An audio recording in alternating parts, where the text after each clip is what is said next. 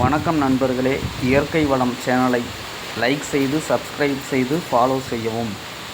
நன்றி. எங்கள் தோட்டத்தில் 2 நாட்களுக்கு முன்னர் மீன் அமிலம் அடித்துள்ளேன். மீன் அமிலம் அடித்து 2 நாட்களில் செடிகளில் நல்ல துளிர் வைத்துள்ளது. பரவலாக அனைத்து செடிகளிலுமே துளிர் வைத்துள்ளது. அதேபோன்று பூக்கள் உள்ள செடிகளில் மொக்குகள் நிறைய வைத்துள்ளது. கொய்யா போன்ற பழச்செடிகளில்